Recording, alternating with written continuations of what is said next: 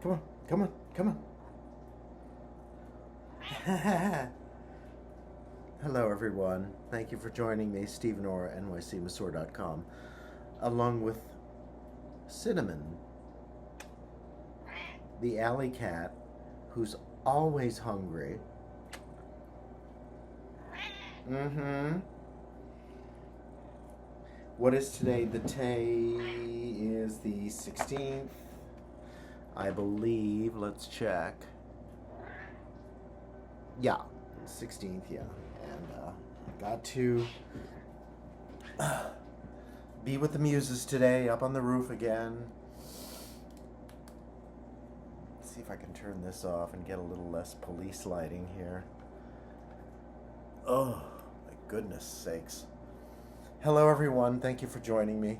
This is Joan Crawford with the update on Living the Dream in New York City. nycmasseur.com. That's a bit much. It's a bit scary, isn't it? Yeah, let's... I kind of like it, though. I feel like a floating head without a body, which is basically kind of a compendium of how I'm feeling right now. There's no work again. Yesterday I did drink. I did 3 days off, and I did have my Campari, and I'm doing Campari again tonight. Forgive me, an aperitif with soda, and it feels really good going down, and no regrets. Okay, living the dream. Yesterday, yesterday one call. The man sounded like a pedophile and a pervert. He was good at talking like this, and I want to know what your massage is like. Blah, blah. So I said, please don't call me again. I hung up on that. And then this evening, I had Stalker Carlos Fem called me again. And Stalker Carlos Fem is a very frustrated Latin man who thinks he's a woman, who is very uncomfortable being gay, and yet he is gay. And he's also a stalker and a real pain in the, as far as I'm concerned. I don't want to have anything to deal with him. The only reason I'm mentioning him here is to do kind of a shout out if any other masseurs have a problem with stalkers. I would love to hear how you handle it. I think after so many years, this has been going on for years, and finally I decided that he was so unhealthy, and the communications were so crazy and obsessive and never booking, and then wanting to book, and I can't remember how many times I've told him to get therapy. You know, I have compassion for people with mental issues. I have mental issues, but this is above and beyond. I cannot deal with that. And there was a red light that went off. So tonight he called again, playing very coy. I had deleted the number, and that he said, "Is it too late?" And that it was just a time wasting situation, because that's how he's finding revenge now, is to leave innumerable messages, and it's in the same robotic voice. This man is such a mess. I don't even like to talk about it, but hey, like terrorist attacks, like Donald Trump, like accidents, stalkers do happen. The best way to deal with it, I truly believe, is to ignore it. And that's what I'm doing. I don't know how he got through, but he somehow managed to call tonight, and I blocked it again. And so, yeah, that's that. No clients again. Beam me up, Scotty, please. And I'm gonna enjoy my Campari and have a salmon. I fixed a nice salmon and called my best girlfriend from good old Cudahy, Wisconsin. SPAC is dealing with back issues.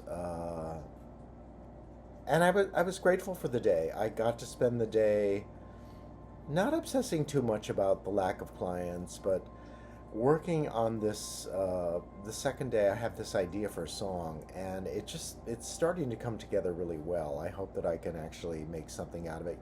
You never know with songwriting. It could be that this is something you want to take off and produce, and it could be just another dead end. So we're going to see how that plays out. And come for a great massage. That's really all I had to say. And keep the faith, keep living the dream. Living the dream, babes. And what are the two pet phrases? I love you. I love you, Steve. I love you, me. I love you, Steve. Thank you for calling. Thank you for being here.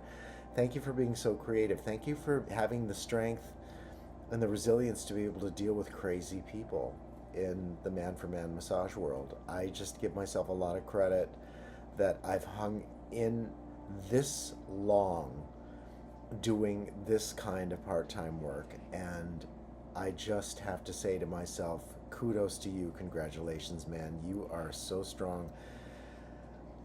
I don't want to entertain the fact that I might be stupid and staying in it for this long, because it's really a thankless business. It's just so thankless, and when it doesn't work, it just doesn't work. And when it works, it's like a charm. And actually, the subject of this song is how um, you love what to do something that is bad for you, and it's like a prayer to be free, and one day at a time.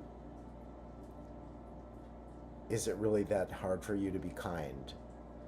So those are some of the lyrics. I'm just shotgunning here.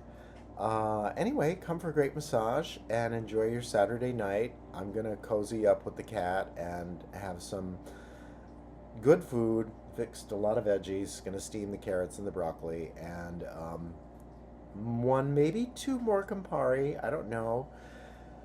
It seems okay. What can I say? But I will try for another 3 sober days in a row this week. That was a real eye-opening experience, and my mind, yeah, just observing my mind when I'm not drinking, when I'm sober, is crazy. It's almost like I'm hallucinating. I maybe that could just be, I'm.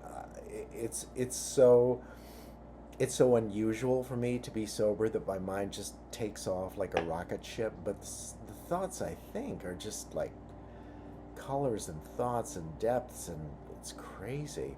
Maybe that was the cannabis talking to you. Anyway, keep the faith, come for great massage, love yourself. Because, to quote RuPaul, I don't want to quote him, I don't like him. Love yourself. I love you, Steve, right now. I love you. And what's the number two? Yes, you can. Yes, you can. Yes, you can. Okay, queer folk, take care. Bye.